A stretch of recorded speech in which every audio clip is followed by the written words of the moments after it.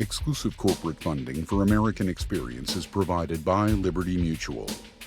Major funding for American Experience is made possible by the Alfred P. Sloan Foundation. Funding for this program is provided by the National Endowment for the Humanities. Additional funding by the Arthur Vining Davis Foundations. American Experience is also made possible by the Corporation for Public Broadcasting and by contributions to your PBS station from viewers like you. Thank you.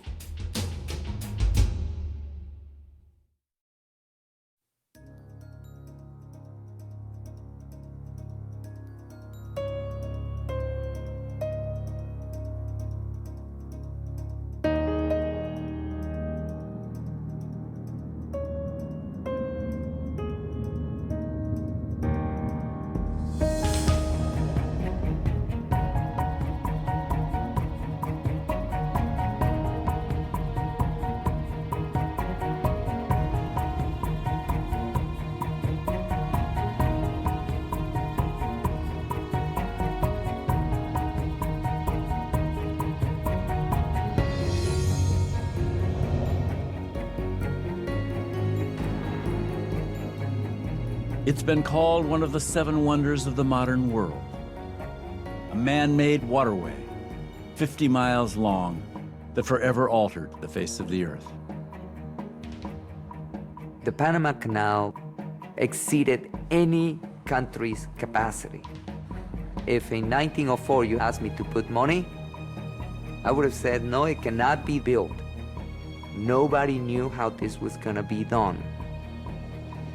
The geographic location of Panama, the Isthmus of Panama, has always been coveted as a way of making the oceans meet. With the building of the Panama Canal, the realization of a dream became an expression of the power, the strength, the might of a growing nation. For nearly 100 years, the Panama Canal has stood for the triumph of technology over nature.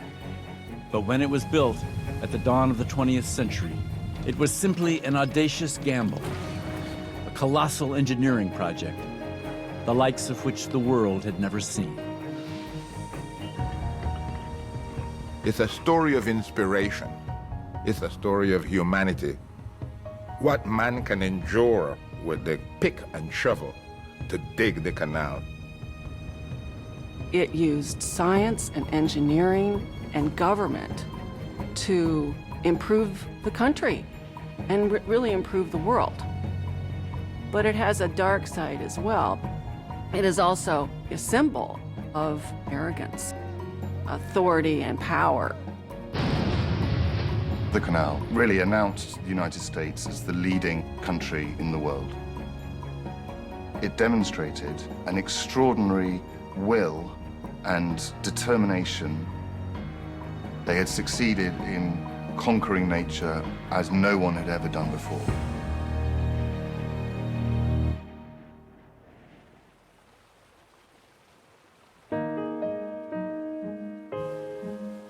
In early July 1905, an American steamship made its way towards the Isthmus of Panama, the narrow ribbon of land between North and South America and the 2 largest oceans in the world. Among the passengers on board was Jan van Hardenveld, a 30-year-old engineer from Wyoming. He'd read in the newspaper about a new government project, an ambitious plan to link the Atlantic and the Pacific with a canal, and he was determined to be part of it. A Dutchman by birth, Jan was a newly minted citizen of the United States and a fierce champion of his adopted country. In America, he liked to say, anything is possible. The building of the Panama Canal would be no exception.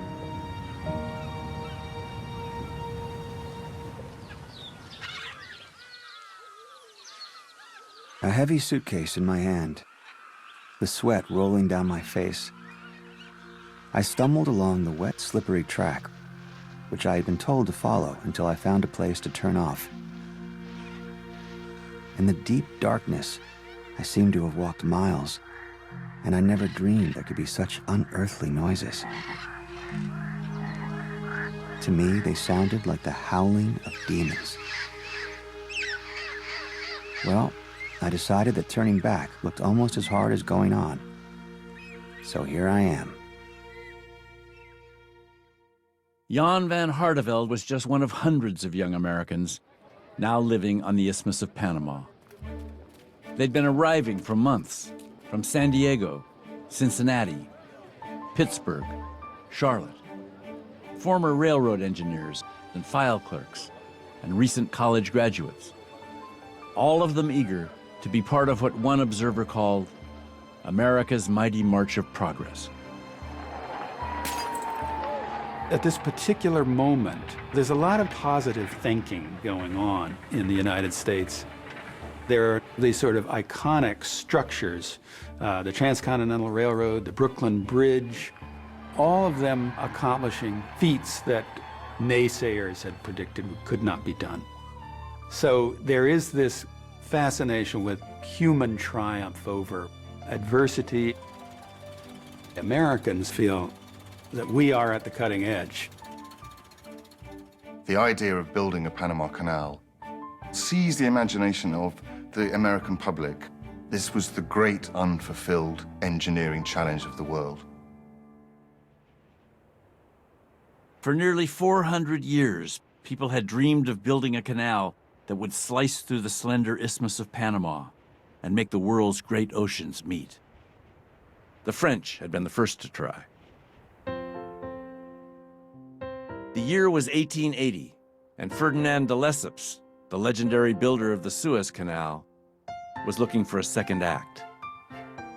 Well, Ferdinand de Lesseps was a great national hero who'd done this great, magnificent thing of building the Suez Canal. He was called Le Grand Français. He was endlessly appearing in the magazines, his beautiful wife and his lovely children. He was seen as incredibly virile. He was endlessly touring the country where he'd pull in huge crowds to come and see this, the hero of Suez. The thing about the Suez Canal was that it was a flat, level passage through a dry desert. It couldn't have been more different from the Panama Canal. If anything, Panama was the most difficult place in the whole world to build a canal. You've got really thick jungles full of snakes and, of course, mosquitoes that will give you malaria or yellow fever. And then you have deep, almost bottomless swamps.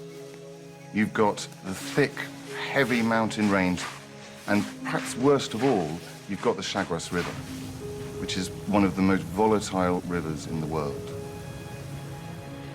Despite the warnings of experts who said it could not be done, de Lesseps directed his engineers to carve a canal through the isthmus. They spent the next 8.5 years locked in a losing battle against the jungle. Everything that could have gone wrong went wrong for the French at Panama. There were fires, there was flooding, there was an earthquake, there was continuous epidemic of yellow fever. There was a huge amount of corruption. When the crash of de Lesseps' venture finally came in 1888, it was thunderous. In less than a decade, more than 1 billion francs, about $287 million, had been all but squandered. Meanwhile, accidents and disease had claimed a staggering 20,000 lives, most of them West Indians who'd been imported to do the heavy labor. De Lesseps, the one-time hero of France, was bankrupted and only narrowly escaped prison. De Lesseps was broken. I mean, the last years of his life, he sat looking out a window with a 3-year-old newspaper by his side. He had essentially been driven insane by the whole experience in Panama.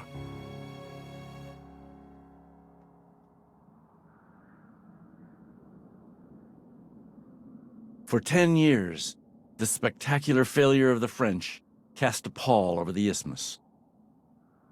In the eyes of most of the world, Panama was a miserable sinkhole, a place synonymous with corruption, disease, and death. The Americans took a different view. No nation on earth had more to gain from a canal than the United States. The close of the 19th century had been witness to its astonishing rise, the sudden dramatic expansion of its industry, its gathering economic might, its surprising aggression against Spain in the War of 1898. Now, on the threshold of the new century, the brash young country, barely 100 years in existence, was poised to become one of the world's great powers. To President Theodore Roosevelt, who took office in 1901, the canal was the obvious path to America's future. Roosevelt wanted American power to be projected outside of the North American continent, really for the first time. The key to this was, for him, the building of a Panama Canal, which could link the two oceans and provide a conduit for sea power. This was the crucial thing for him. He saw the canal essentially as the way to protect American interests, particularly American commerce. The United States was the #1 industrial power in the world. And when you begin to look at the world in those terms, then what you begin to think about was, how do you get from New York to the markets of Asia? This is the first time in American history where we start to think globally. To Roosevelt, the notion of an Isthmian Canal, it's a key piece of the puzzle of world empire and a kind of providentially ordained world domination that the United States is meant to enjoy. Whoever could connect and have the two seas, the Atlantic and the Pacific, will be the global power. If we are to hold our own in the struggle for supremacy, Roosevelt insisted, we must build the canal. But the rights to the land in Panama proved difficult to negotiate. Panama was a small province of Colombia, and once the United States decided to build the canal in Panama, they tried to reach an agreement with Colombia. Roosevelt insisted on a huge amount of control over where the canal was to be built. However, the Colombian Constitution expressly forbids any sovereignty to be given away for any part of the country. And effectively, this is what the Americans were demanding. So the Colombians rejected the treaty. They not only rejected it, Colombian legislature rejected it unanimously. Roosevelt thought, we have one objective, and we're not going to allow this small little insignificant country get in our way. Roosevelt felt that the United States should be leading the way in improving the world, even if the bits of the world didn't necessarily want to be improved. So he had an option. Either he could just simply invade Panama and take it, which he considered doing. He sent spies to go and check out the possibility of achieving that. Or there was another option, and that was for Panama to declare its independence under the protection of the United States. As Roosevelt well knew, Panamanian elites had been plotting revolution for years. Now, with a nod from Washington, they made their move. On the morning of November 3rd, 1903, the rebels seized the isthmus. Aided by the well-timed appearance of an American gunboat in the harbor at Colon, their revolution was over by sundown. Its sole casualties, a foreign-born shopkeeper and a luckless donkey. 3 days later, the United States formally recognized the new Republic of Panama. The best part was the way they did it. Instead of fight against the Colombia, they just sent bags of money to pay off all the Colombian troops to go back to Colombia. So this was a bloodless revolution. Colombia, they didn't imagine the audacity of Teddy Roosevelt. We will make Panama into a new independent country. They will sign us off this tract of land, and then we will have a canal and they will have a nation. And that was the birth of the nation of Panama. It was arrogant, but then again, America was emerging into an international order where to be a self-respecting power, you had to be arrogant. The British were arrogant, the Germans were arrogant, God knows the French were arrogant. So this self-assertion by America was part of a certain kind of culture. The treaty later signed with the Panamanians gave the United States effective sovereignty over the so-called Canal Zone, a 500-square-mile swath that stretched clear across the isthmus and cut the new nation in two. The Panamanian leadership was, of course, extremely grateful to the Americans for their support in the revolution, but the honeymoon period was incredibly short. As soon as the Americans started actually laying out the boundaries of the zone, the Panamanians realized that they'd been sold out. What Roosevelt called one of the future highways of civilization was now America's to control. All that was left to do was build it.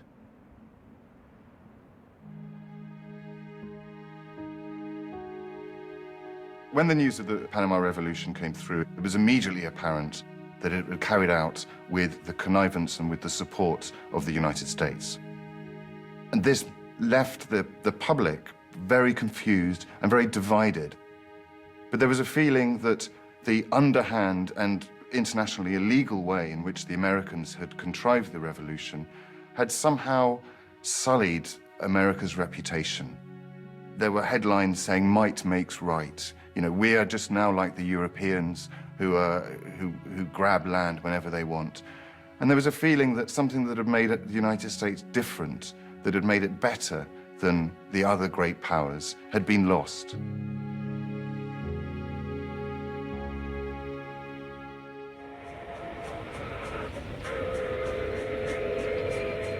On May 4th, 1904, the American effort in Panama officially got underway.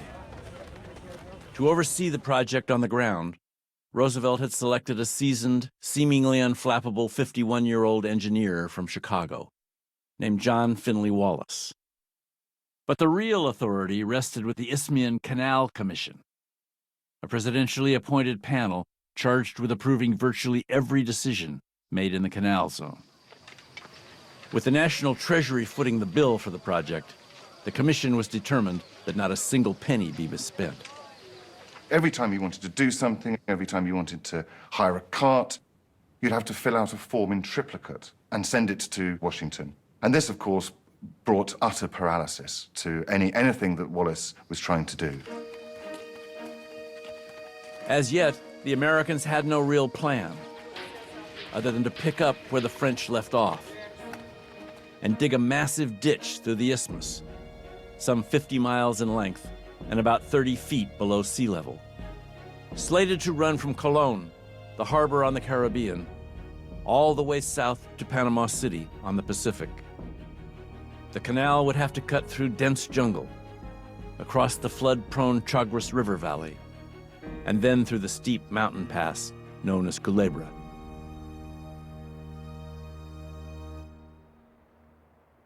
Wallace had only 3,500 men at his disposal. 1,500 of them new recruits from the U.S. The rest West Indians left over from the French effort. With such a token force and tons of machinery badly in need of repair, he was uncertain how to proceed. He wanted time, at least a year, he said, to experiment with equipment. And all of the time, there was this huge clamor from back at home to make the dirt fly. Roosevelt wanted action. So, of course, Wallace had to start digging the minute he got there. In November 1904, under pressure from Washington, Wallace ordered excavation to begin at Culebra. To meet the challenge of the mountains, he'd imported 2 Bucyrus steam shovels, 95-ton behemoths that could dig up roughly 8 tons of rock and earth with a single scoop.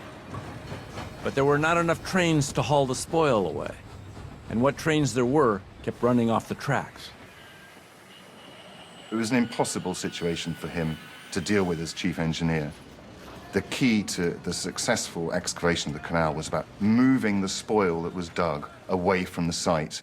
Otherwise, everything would stop. If the shovel didn't have anything to load the earth onto, the shovel would stop. Make the dirt fly. It was a disastrous approach to the huge engineering challenge that Wallace was facing. The problems only multiplied. Just weeks into the digging at Culebra, 3 men on the isthmus contracted yellow fever. In December, there were 6 more. Yellow fever could cause internal bleeding, bleeding from the gums, and internal hemorrhaging that would cause the black vomit or vomito negro, which was terrifying. The yellow fever, the fever attacking and killing everybody. The fever got everybody scared. Nobody wants to come to the isthmus to work. The fear, don't go down to that project because you may not come back. The horror that maybe death is stalking us the same way it stalked the French. Within 3 months, 500 of the Americans flee. In January, as the epidemic spread, Wallace tried to project confidence and made a show of riding around the Canal Zone with his wife. Then it became known that the couple had quietly imported 2 metal coffins. "I am thoroughly sick of this country and everything to do with the canal," one American wrote his mother. "Tell the boys at home to stay there, even if they get no more than $1 a day." By June 1905, nearly 3/4 of the American labor force had fled the isthmus. Overwhelmed and suffering from nervous strain, Wallace soon resigned his post. The project looks doomed. The project comes to a standstill, and Theodore Roosevelt goes nuts. It looked as though what was going to happen to the United States had been exactly what happened to France. And this is traumatic for Americans. How dangerously close to failure the whole U.S. enterprise is. The Americans had been in Panama for more than a year, and $78 million already had been spent. But so far, only about 15 million cubic yards of spoil had been excavated, which left hundreds of millions still to be removed. At the rate things were going, one worker guessed, the canal would not be finished for 50 years.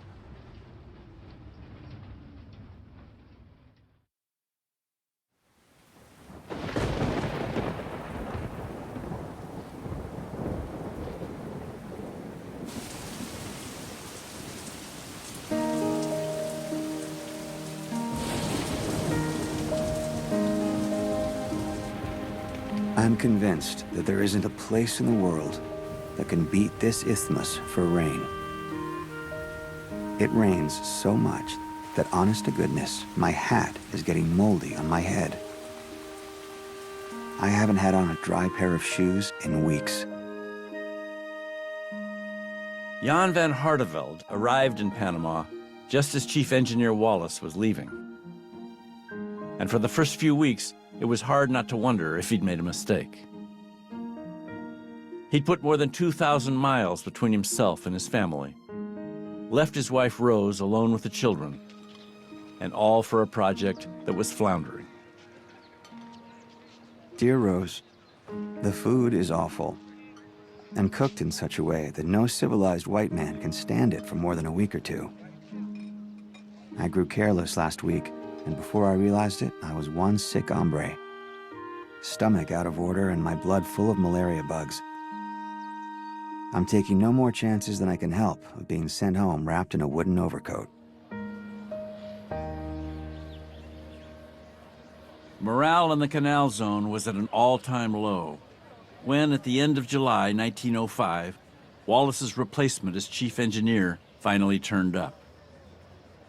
His name was John Stevens, and his reputation preceded him.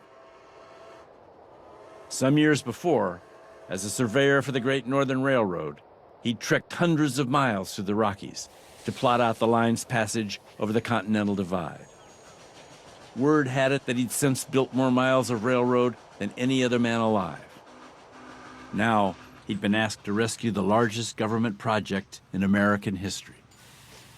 John Stevens was an absolutely brilliant railroad engineer, very much a frontiersman. He'd fought wolves and Indians. He'd survived in incredibly harsh environments. And he arrived in Panama, and he took a look round, and he saw everywhere disillusionment and fear. I believe, Stevens later wrote, that I faced about as discouraging a proposition as was ever presented to a construction engineer. Stevens noticed straight away that part of the problem was what he called the idiotic how to make dirt fly. He had enough experience to realize that on a project of this enormous, unprecedented scale, he would have to spend a very great amount of time just getting the whole thing ready. So therefore, even though he knew that Roosevelt and the press back in the United States would be horrified, he ordered the digging to stop. For Stevens, the first order of business was to retool the Panama Railroad, which had been built in the 1850s and was by now so decrepit that he once described it as two streaks of rust and a right-of-way.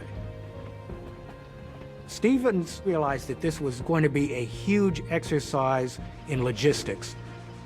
The job of building the canal would be very much a job of just moving, removing, hauling out thousands of carloads of dirt. He understood that the railroad was going to be the heart of the effort. In the system Stevens ultimately devised, the railroad would function as a giant conveyor belt, and its position would shift continuously to accommodate the work as it progressed. To speed the relocation along, he seized on an ingenious innovation: a swinging boom mounted on a flat car that could lift and move yards of existing track without first having to take it apart. Then he traded the rail cars for open-sided flats fitted with a plow, which could empty a 20-car train in about 10 minutes. By Stevens' estimate, the two rigs would do the labor of 900 men working by hand.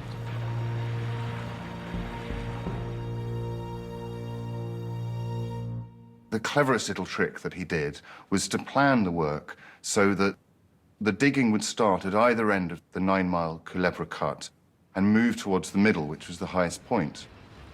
This meant that when the empty spoil trains came into the cut, they would be climbing up to the shovels, and when they were full, they would have the benefit of the gradient to take away their enormous loads. Engineering at its simplest and most brilliant.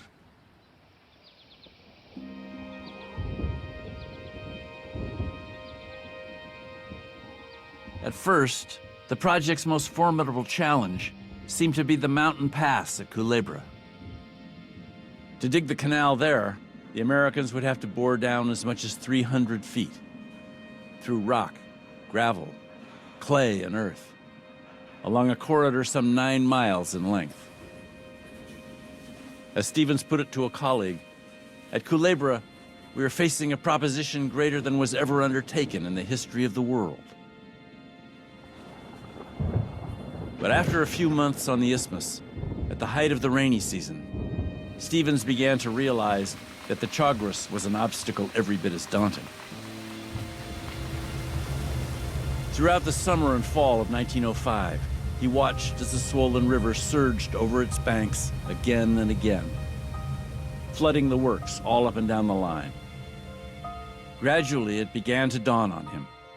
If he and his men built a sea-level canal, as the French had attempted to do, and Washington was now expecting, the Chagres would menace its operation for more than half of each year. Stevens realized building a sea-level canal would almost certainly condemn the American canal to failure, just like the French. Stevens was totally horrified by this. He went to Washington. He hated politicians. He hated going on a boat. He got horribly seasick. But he went to Washington and he talked face-to-face with Roosevelt and convinced the president, that a sea-level canal would be total madness. how can you get a boat to move from one side to the other side and to cross the mountain? Stevens and the rest of American engineers, we need to find a new way to do it. The answer was a lock canal, a highly engineered, mechanized waterway that would solve the multiple problems of Panama all at once. First, to control the Chagres, a massive dam would be built at Gatun, creating an artificial lake some 85 feet above sea level, roughly in the middle of the canal's planned route. In order to get to this lake, the ship would be raised by a series of locks.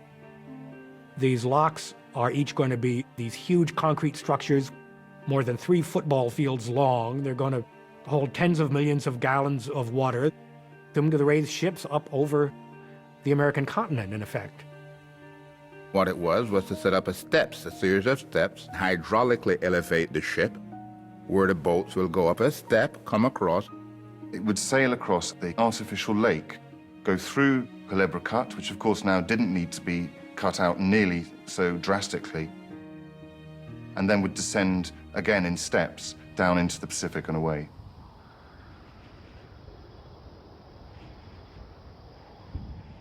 To build the lock canal in Panama, the Americans would not only have to dam the turbulent Chagres and create the largest artificial lake in the world, they also would have to design locks nearly 3 times longer than the longest ever constructed. The plan was wildly ambitious, but Roosevelt had backed it, and Stevens was confident it could be done. There is no element of mystery involved in it, Stevens reported to Washington. The problem is one of magnitude, not miracles.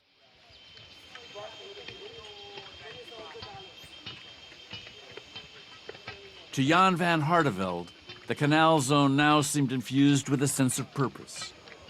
Assigned to supervise a work gang in the Culebra Cut, he spent his days building track for the spoil trains, while all around him, roads were being paved and streetlights installed. Wharves and warehouses built, dormitories and dining halls banged together. The time had come, he decided, to send for his family. Dear Rose, the slowness of work would be discouraging if I were not certain that our government can and will accomplish whatever it sets out to do. That is why, since you have made no objection, I have made my decision to stay. And I am happy to be able to tell you that the quartermaster has at last assigned me to married quarters. The house is an old one at Las Cascadas, the village where I am now working. It was the first house built here by the French and is marked house number 1. It was late winter 1906 when Rose packed up her belongings, said her goodbyes to Wyoming, and set off with her children for Panama. She hadn't laid eyes on her husband in more than half a year. She spent most of the voyage laid low by seasickness, but as their destination neared, she felt a sudden rush of enthusiasm. This will be our chance, she told her children, to be among those who make history. Your papa is helping to build the big canal, the waterway that has been in the minds of men for centuries. It will unite the 2 oceans, the Atlantic and the Pacific, and alter the course of the ships that sail upon them. This canal, when it is finished, will change the face of the earth.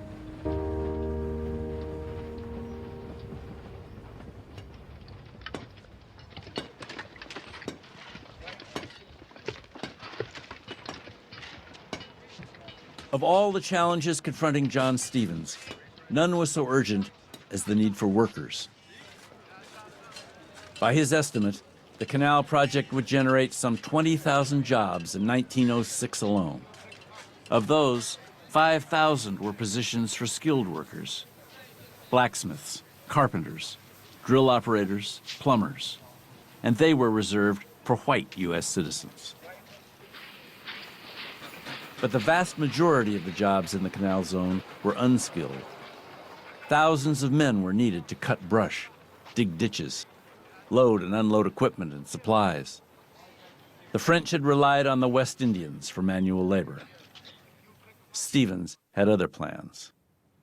Stevens, when he'd done all his railway building in the United States, had mainly used Chinese labor. He considered that to be the best.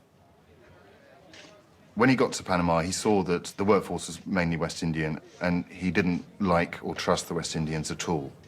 John Stevens wasn't happy about relying on West Indians because he, sharing in the racial beliefs of the day, he saw them as too lazy, not intelligent.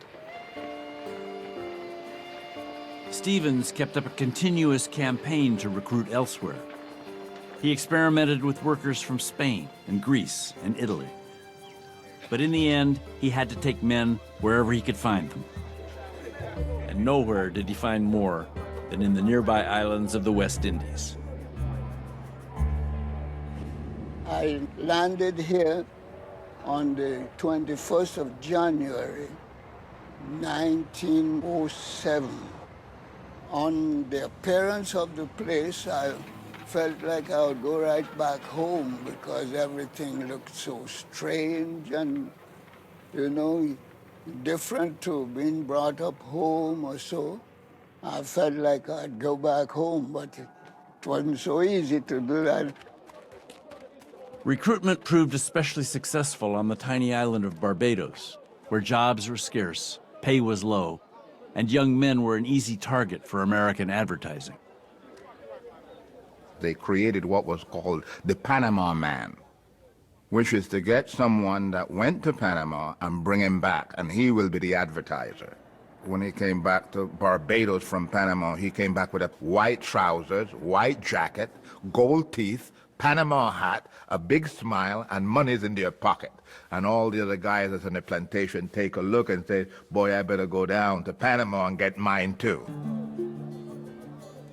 Where I had some friends, and they all was getting ready to go, and they wanted me to go, and I joined them. And I left from St. Lucie, went to Bridgetown to the transportation office, and I signed up there for a trip to the canal. I had no recognition of what was going to happen. I couldn't conceive. I hadn't yet seen the canal. I hadn't yet seen no part of the operation until after I reached employment. Then I began to realize what a stupendous affair this would be. Panama was perceived as the way of getting riches. But what they did not know was the price that they had to pay to do that. The journey from Barbados took an average of 8 to 10 days. Then came the shock of the Canal Zone. West Indians found, as they got to the Canal Zone, that things were very different from what they had known in Barbados. The United States created a very regimented world. They had shacks, and they had bunk beds on all four walls. All four walls had bunk bed, 3 layers of bunk bed. Very harsh facility. That was part and parcel of that type of society that was created. As the Barbadians soon learned, everything in the Canal Zone came down to how you were paid. Skilled workers, invariably white, received their wages in gold. Unskilled workers, who were largely black, in silver.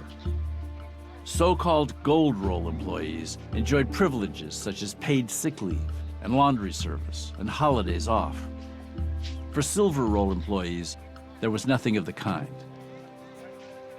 From this emerged a system of segregation on the works, whereby everything was marked either silver or gold, whether it was a toilet, whether it was a post office, whether it was a shop or a drinking fountain.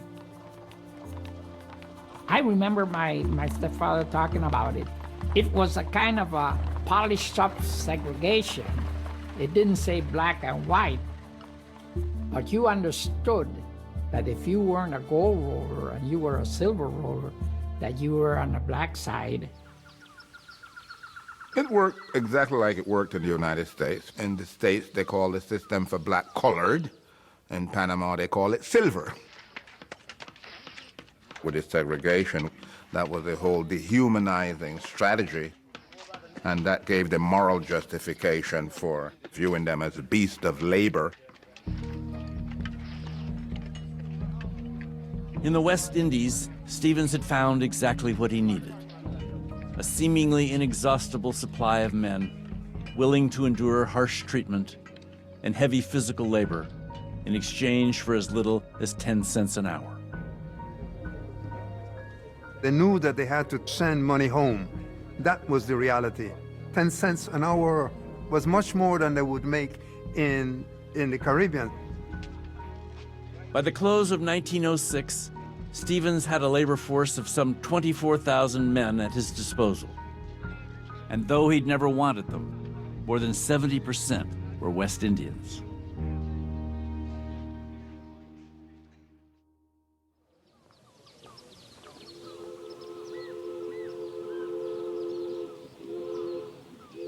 Rose van Hardenveld had made her family whole again by coming to Panama. But she was one of very few American women in the Canal Zone, and she'd never been so lonely in her life. Jan put in more hours on the job than he ever had in Wyoming, leaving Rose to cope with the miseries of jungle living all on her own. In the local stores, she remembered, not one edible thing looked familiar. And she wound up feeding her children a steady diet of fruit, beans, and soggy crackers. The house smelled of bat droppings, and it was overrun with lizards and insects.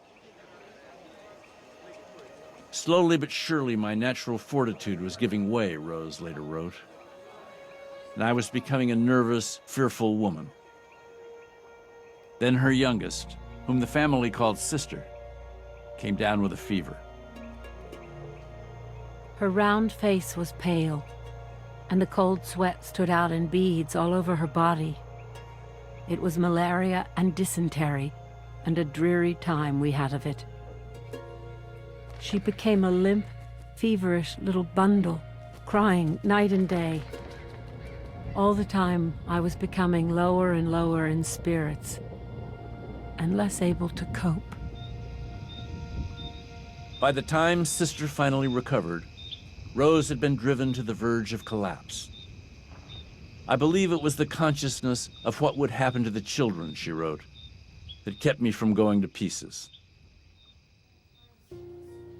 The story was the same all over the Canal Zone. Malaria, dysentery, pneumonia. But nothing was worse than yellow fever. Each year, epidemics swept across the isthmus, killing men by the hundreds, inciting panic, utterly paralyzing the work.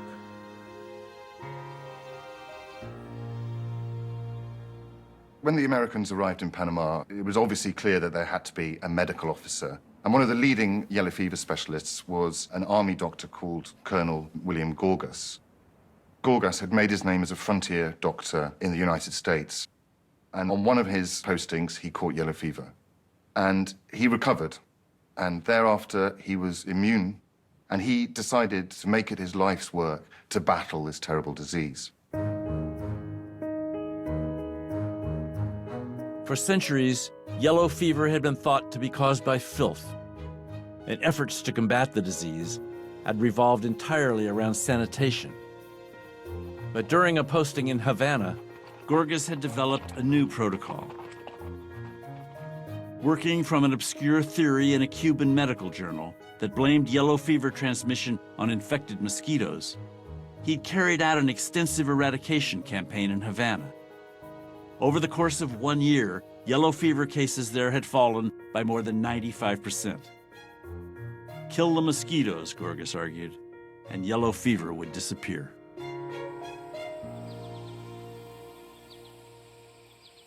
Gorgas arrived in Panama absolutely 100% convinced that the mosquito theory of yellow fever transmission was correct.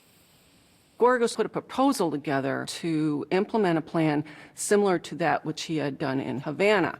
His project was a lot bigger, though, because in Havana, he just had to clean up one city. But in Panama, he had to clean up 2 urban areas separated by 500 square miles of swamp and jungle.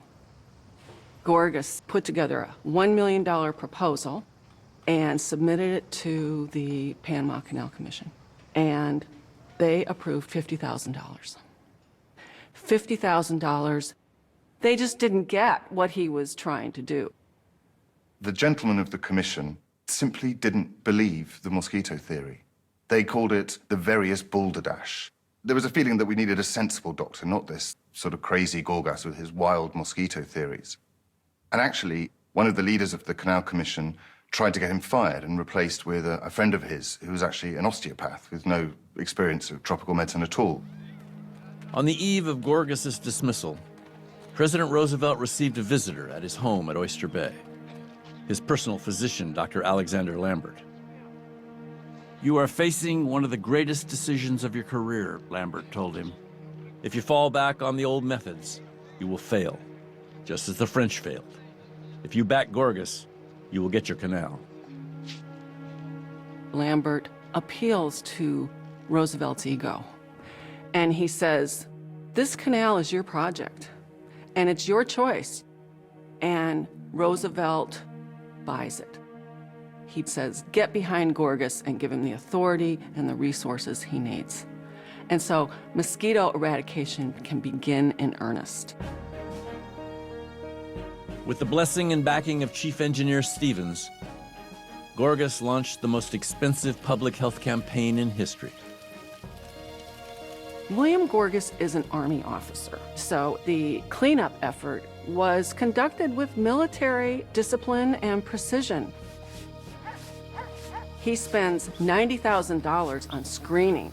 He goes about screening off patients so that mosquitoes cannot bite them and transmit their case of yellow fever.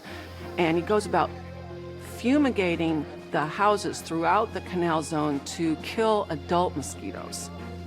And then the more extensive effort is to find mosquito larvae in all of the water sources in town and kill the larvae.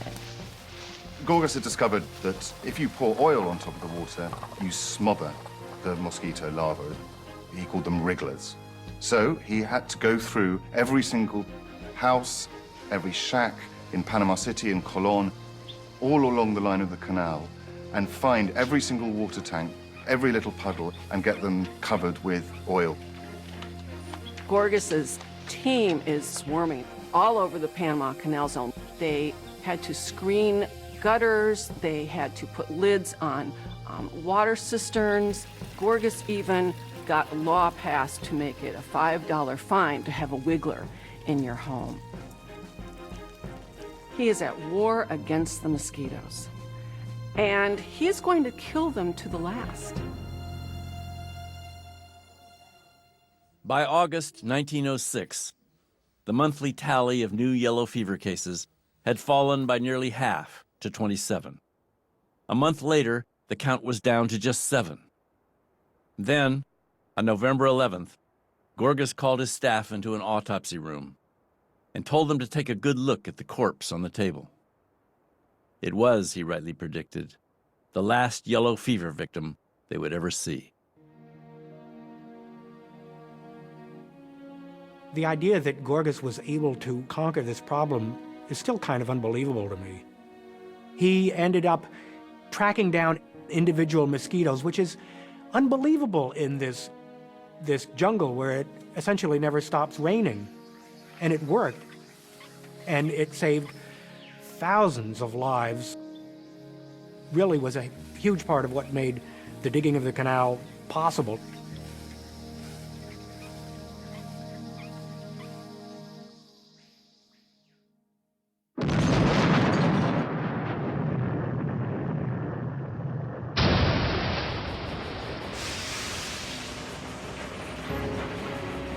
By the fall of 1906, Stevens' carefully designed excavation system was running at peak efficiency. It had taken him the better part of an exhausting year to prepare. He'd overseen the construction of thousands of buildings, hired thousands of men, spent thousands upon thousands on new equipment and supplies. Finally, the real work of building the canal was underway. Over the months and years to come, millions of cubic yards of rock and earth would have to be loosened and dug and loaded and hauled away. Enough spoil, it was said, to build a great wall like China's, clear across the United States. From Washington, Theodore Roosevelt was watching. Despite the progress in Panama, his pet project lately had come under fire, with critics howling about alleged graft and corruption, and American boys supposedly ruined by prostitution and drink. What the president needed now was a news story for the nation's front pages. He's got a very big PR problem. But if anyone knew how to deal with a PR problem, it was Theodore Roosevelt. And Roosevelt decides that he'll go down to Panama and see what's going on firsthand. And it's the first time an American president, while in office, leaves the United States. I want to see how they're going to dig that ditch, how they're going to build that lock, how they're going to get through that cut, Roosevelt told the press. It's a business trip. I want to be able to tell people as much as I can about the canal. TR's trip to Panama tells you a lot about his mastery of new media. He knows that if he goes to Panama, it will be a media event. Newspaper reporters are doing stories on exactly what his stateroom looks like on the ship, where he's going to stop along the way. You know, even before he gets to Panama, it has captured the attention of the country. The presidential vessel dropped anchor at Limon Bay on November 14th, 1906, an entire day ahead of schedule. Everything had been scrubbed and whitewashed and made ready for his visit. And there were choirs lined up, there were balls and parties. But even before the welcoming party started up their songs, he was already on the isthmus. He'd snuck away from his boat and was poking around in the hospitals and in the barrack rooms. Roosevelt was determined that nothing would be hidden from him. He deliberately went when Panama was at its wettest. And it rained and rained and rained, as it only can in Panama. The rains are coming down, and he's, saying that's bully great to have so much rain because he wants to see Panama at its worst.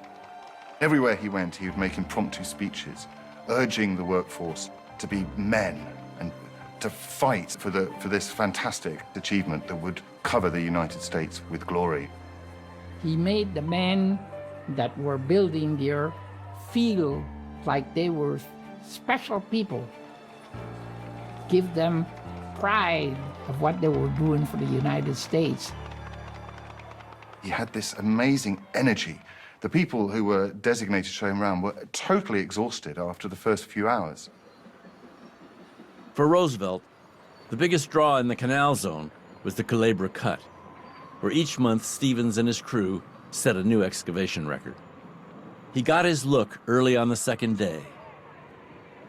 With a flock of newspaper photographers hard on his heels, he marched up to one of the mammoth Bucyrus steam shovels, asked the operator to slide over, and hoisted himself into the driver's seat. One of the most famous photographs ever taken of a United States president. It's a great photo that really announced the key themes of the United States in the Canal Zone. Peerless leadership, American industry, efficiency, technology, science was going to master the canal project. It was going to do what France never could have done. In all, the president spent 12 days on the isthmus. 12 days that Rose van Hardenveld and many other Americans would remember as the turning point for the canal. We saw him once on the end of a train. Jan got small flags for the children and told us about when the train would pass, so we were standing on the front steps. Mr. Roosevelt flashed us one of his well-known toothy smiles and waved his hat at the children as though he wanted to come up the hill and say hello. I caught some of Jan's confidence in the man. Maybe this ditch will get dug after all, I thought.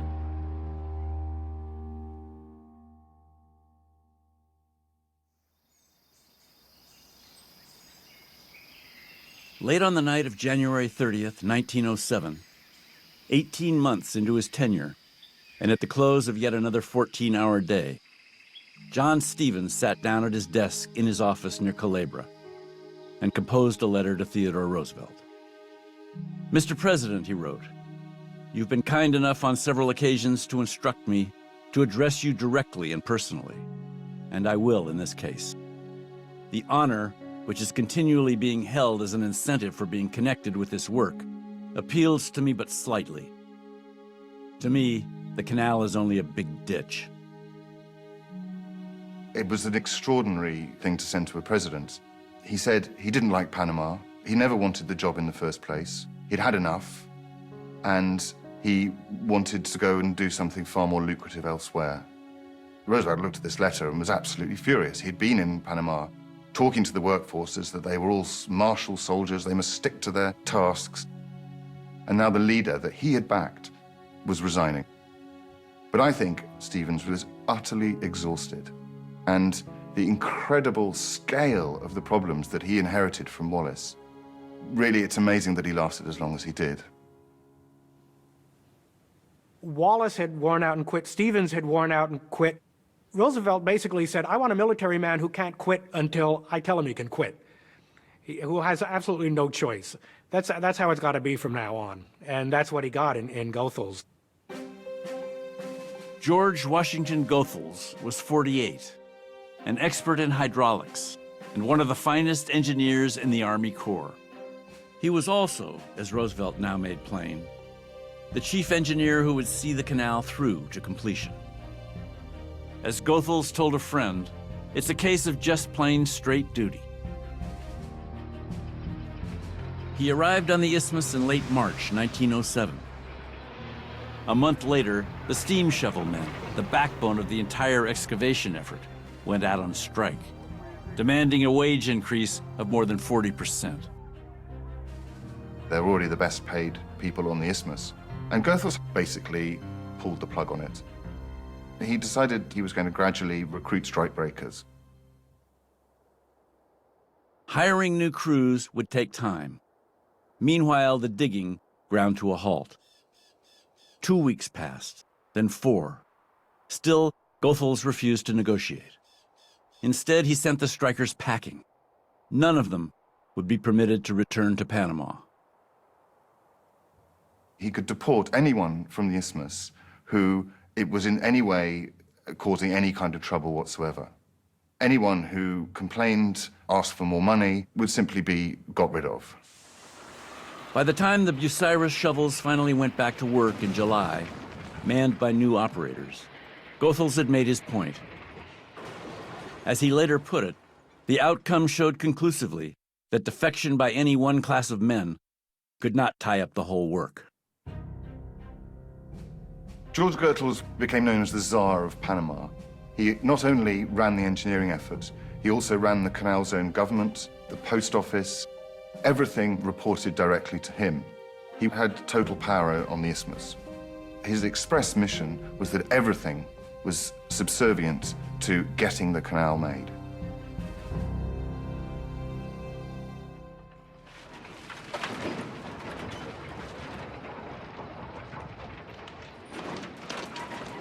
By the time Goethals took over, the Americans had been in Panama for 3 years, and the bulk of the work still lay ahead. On both the Atlantic and Pacific sides of the isthmus, the lock basins had yet to be dug, and the locks themselves constructed. At Gatun, the site where the Chagres would be dammed to form the lake, a foundation of solid rock had to be laid before building could even begin. Meanwhile, to keep the river from continually flooding the works at Culebra, a massive dike had to be put up at Gamboa. And then there was the cut itself, Excavation had so far managed to widen it by over 100 feet, but the immense task of digging down had barely begun.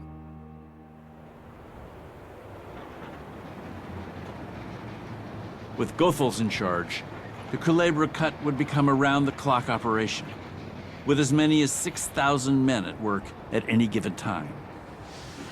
If we arrived there now, I think the first thing would strike us would be the noise. There would be maybe 300 drills going.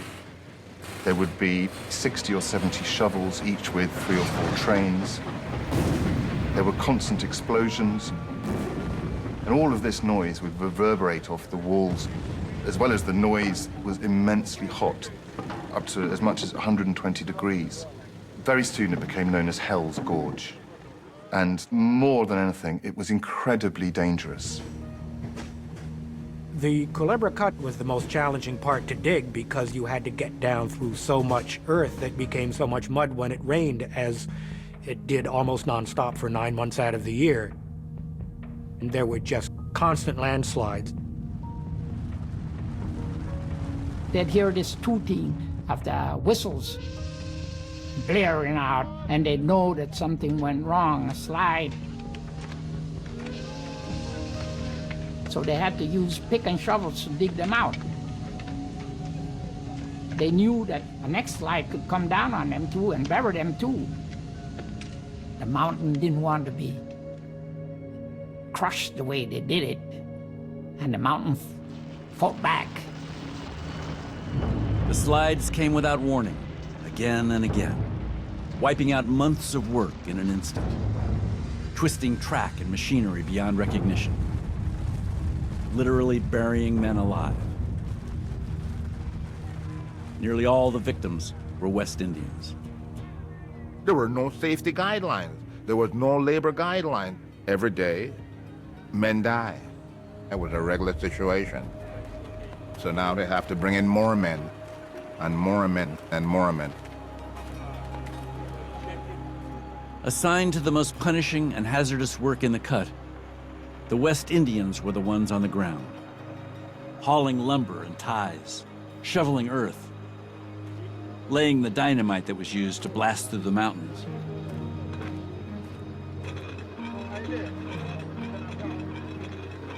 They have to drill these holes, you know, in the rock.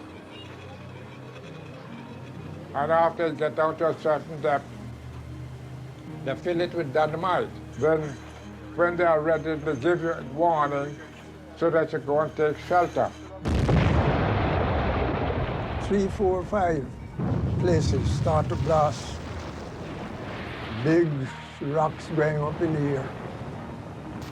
What happens sometimes, somebody make a mistake and touch the wire. And that guy is gone up too.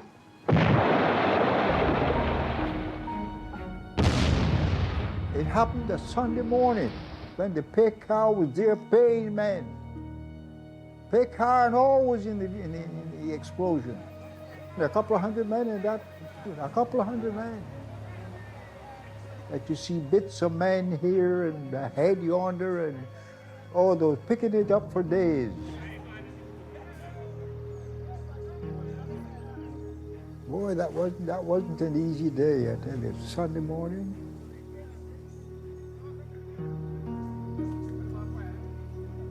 My grandfather told me the guys that go up front with the dynamite that they will leave with their buddies, their belongings, because they never know if they're coming back up.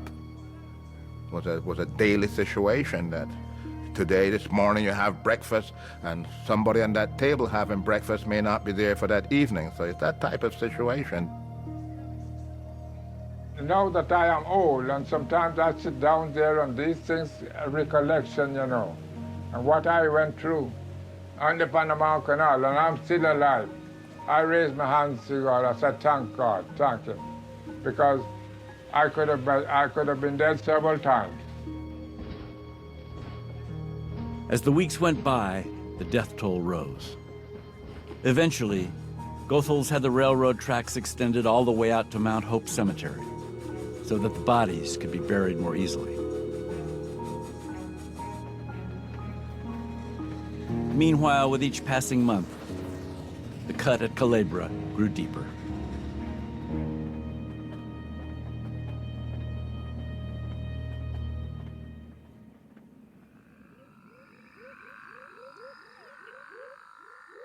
With the darkness came noises so weird and uncanny as to make the flesh creep with the strangeness of it all. The very worst was the wailing for the dead that came from the labor camp below us. When one of their number died, the friends and kindred of the deceased would drink rum and wail and sing old English gospel hymns. No matter how fast asleep I might be, when the first sound of that eerie screeching slapped the air, I was wide awake and out of bed. It was like the dance of the witches. Looking back later, Rose Van Hardevelde would marvel that she and Jan had ever gotten used to living in Panama. More than once, she recalled, their commitment to the project had wavered. And after Jan's closest friend was killed, they actually had considered going home. Why should we stay any longer, Rose remembered thinking. The canal could get built eventually without us. The Americans had a very serious problem in that the white workforce were largely arriving and pretty much leaving straight away. They didn't like working in Panama. And right up until 1907, there was something like 100% turnover in white staff. This was a potentially deal-breaking problem. And the answer to it was to provide every single home comfort that they could. For Rose and Jan, the inducement to stay came in the summer of 1908 in the form of a newly built cottage on a pretty tree-lined street. The house was clean and comfortable, Rose remembered, just about the type of home a man in the States would try to provide for his family. As time passed, there were other improvements as well. Iceboxes and electricity, and YMCA clubhouses, built by the government and outfitted with card rooms, pool tables, and libraries. There were dances on Saturday nights and baseball games on Sunday. More than 36 churches and scores of clubs and fraternal organizations. The Brotherhood of Railroad Trainmen and the Odd Fellows, Sojourners Lodge, and the Knights of Pythias. As Rose remembered it, all the perks had their desired effect. American men stayed in Panama longer. Their wives and children came to join them, and friendships in the Canal Zone deepened. We drew together in a sort of compact clique, Rose recalled, and nothing else seemed quite so important as this immense project, moving gradually and steadily to completion. This was our life.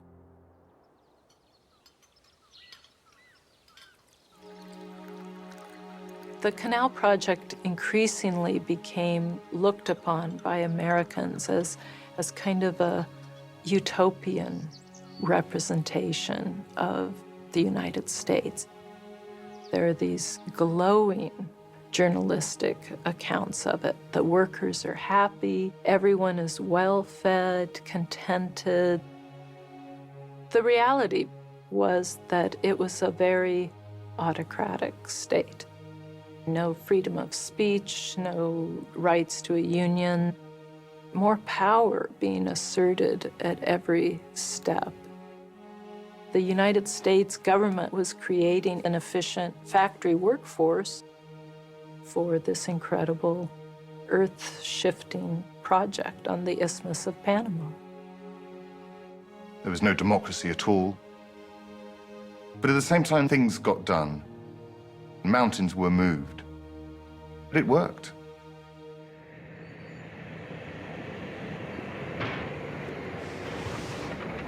By 1911, the Americans were finally making real progress on the canal, and headlines all over the world. Suddenly now tourists from everywhere were flocking to Panama to see the engineering marvel of the age.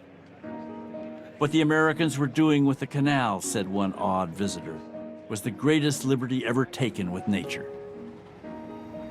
No aspect of the construction compelled such fascination as the gargantuan locks, the so-called mighty portals to the Panama Gateway.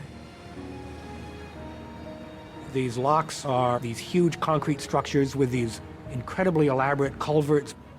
They are this enormous engineering challenge, the biggest engineering project there's been in the history of the Earth until then.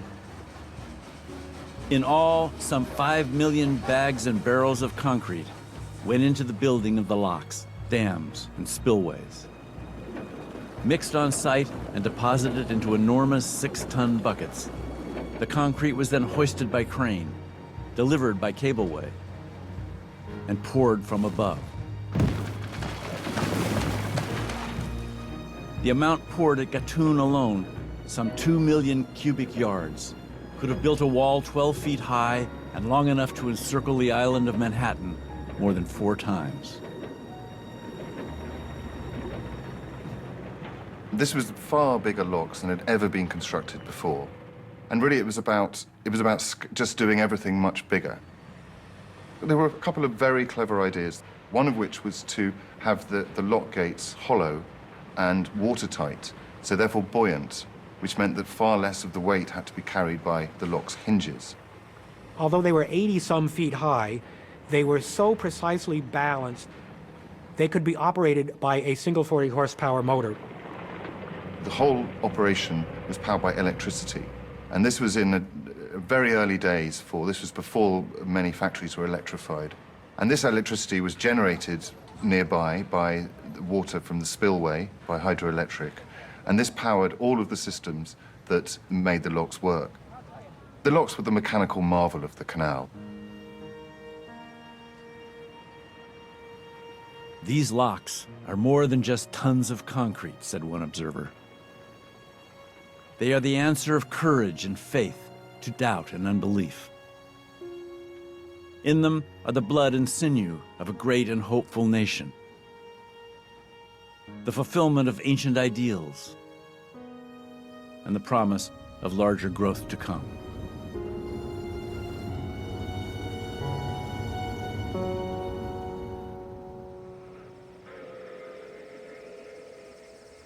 In the spring of 1913, 9 years almost to the day after the Americans started work on the Panama Canal, they began at last to finish it.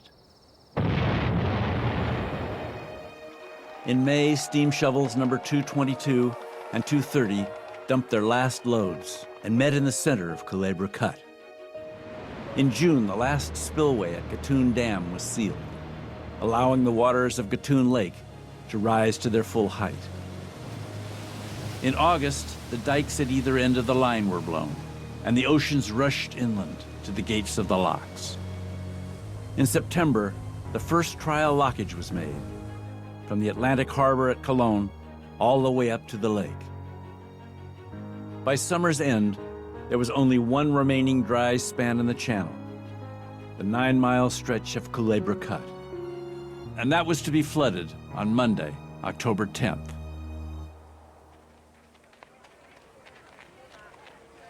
Early that afternoon, a crowd began to gather at Gamboa, on the edge of Gatun Lake. Workers and their families, visiting dignitaries from the United States, tourists from as far away as Europe and East Asia.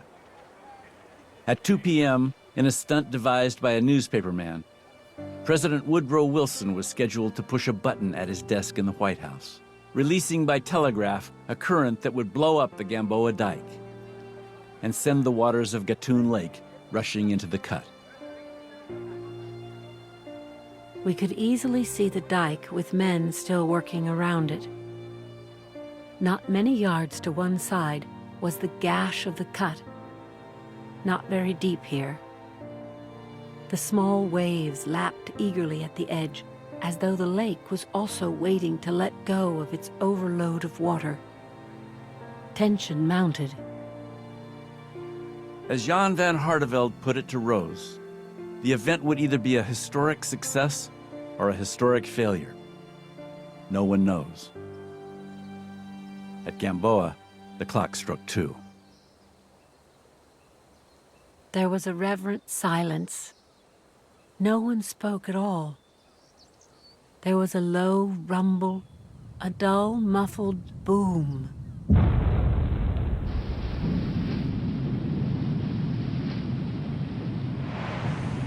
A triple column shot high in the center, turned, and gracefully fell to both sides like a fountain. From the multitude came a spontaneous, long, loud roar of such joy and relief that I felt sure I would remember the sound all my life. As the water poured out of the lake into the cut, hats came off. We saw Jan and the engineer in charge of the cut shake hands. They were both crying. We were crying too.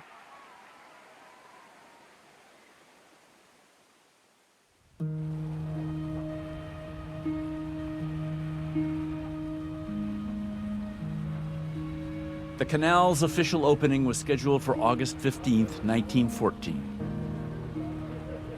12 days before, a ship called the Cristobal made a final practice run and became the first seagoing vessel ever to successfully cross from the Atlantic Ocean to the Pacific through the Panama Canal. It's pretty amazing going through the locks. You nose forward into this space, then 26 million gallons of water pour by gravity through underground culverts into that lock and raise you up 30 feet or so. It's an amazing, beautiful, dramatic experience. And when you're on the ship and you feel it rising up and you move, you feel it rising up and you're witnessing what's happening. Your ship climbing a mountain. I mean, that is mind-boggling. It had taken 10 years of ceaseless grinding toil, an outlay of more than $350 million, the largest single federal expenditure in history to that time, and the loss of more than 5,000 lives. But the successful completion of the Panama Canal had defined the United States to the world and announced the arrival of a new power for the new century. It was a symbol to Americans. This is what American power, technological know-how, determination, managerial organization, all of those things that Americans prided themselves on and still do to a certain extent. This is what it can do for the whole world. After 500 years of people dreaming, now it was done. Atlantic and Pacific Oceans were forever united. The United States were now firmly established as the most powerful nation on earth. It all occurred at such a pivotal moment in our history. The failure of the French effort was very much the sort of the dying gasp of the Victorian age that had been dominated by Europe. With the opening of the American Canal, the power in the world had shifted irrevocably, and the American century effectively could begin. Though the Panama Canal was arguably his greatest legacy, Theodore Roosevelt never saw it once it was finished. An expedition to South America kept him from attending the canal's official opening, and he never again visited the isthmus. Of the tens of thousands of West Indians who'd come to Panama to build the canal, most simply returned home again. Quite often, with not much more money in their pockets than they'd had when they left. The building of it was a harsh nightmare for the diggers. But it's one of the wonders of the world, and it's with pride that my grandfather and his contemporary look across at that, knowing that it's one of the biggest enterprises that the world has ever seen, and that they have participated in that. They did it.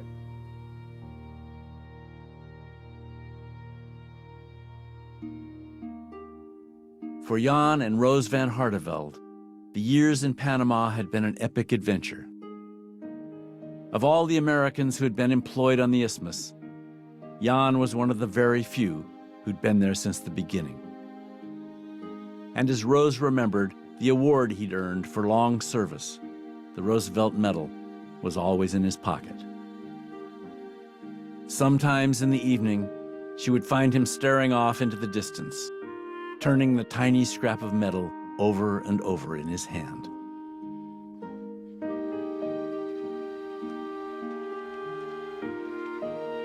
I couldn't help thinking of those who worked beside me, who lost their lives. I thought of the many times when I nearly gave in to doubts that the canal could ever be completed, that it was ever meant to be. But most of all, I was remembering how my answer to my own doubts every time was my faith in my country. I've always believed that America could accomplish anything she set out to do.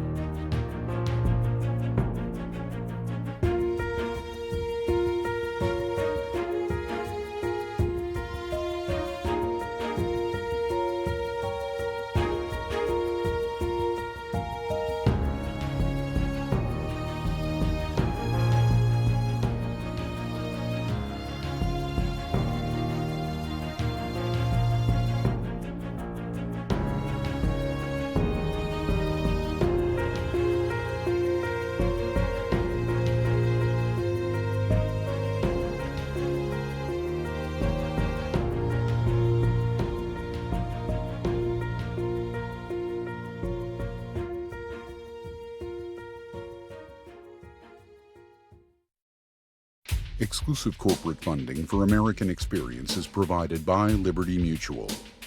Major funding for American Experience is made possible by the Alfred P. Sloan Foundation. Funding for this program is provided by the National Endowment for the Humanities. Additional funding by the Arthur Vining Davis Foundations. American Experience is also made possible by the Corporation for Public Broadcasting and by contributions to your PBS station from viewers like you. Thank you.